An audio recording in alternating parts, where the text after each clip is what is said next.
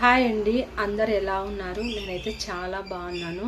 ఈరోజైతే ఒక పని అయితే చేసినానమాట. ఒక వీడియోలో అమ్మ ఒక్కసారి బతకాలమ్మ దానికి లిప్ మూమెంట్, ఆ సాంగ్కి లిప్ మూమెంట్ ఇచ్చానమాట.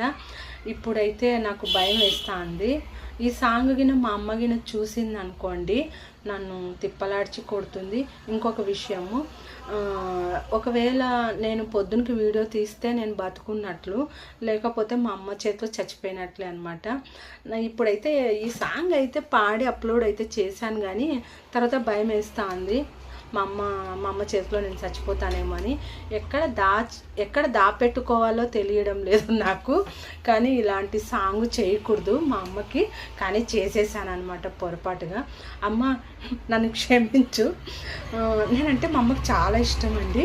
కానీ మా అమ్మకి నేను ఇలాంటి సాంగ్ పాడినానని బాధ వేస్తుంది నాకు. కానీ అప్లోడ్ అయితే చేసేసాను. ఇంకా అంతే అండి. మా అమ్మ చేతిలో ఏమైపోతానో నాకే తెలీదు. కానీ మా అమ్మకి నేనంటే చాలా ఇష్టము. కానీ క్షమిస్తే పర్వాలేదు. క్షమిస్తుందంటారా?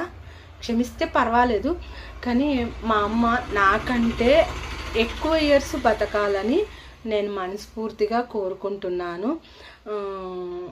థ్యాంక్స్ అండి అందరికీ. మీరు కూడా అలానే ప్రేయర్ చేయండి మా అమ్మకి ఇంకా ఎక్కువ ఆయుష్ దేవుడు ఇవ్వాలనేసి. మా అమ్మ లేకుంటే నేను ఈరోజు ఈ స్టేజ్లో అయితే ఉండను. నేను గర్వంగా చెప్పుకుంటాను. మా అమ్మకు నేను పుట్టినందుకు నేను చాలా గర్వపడుతున్నాను. మా అమ్మ చాలా కష్టజీవి, చాలా కష్టపడి మమ్మల్ని పెంచింది అండి.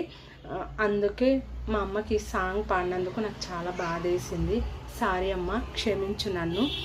ఉంటానండి. Okay, bye.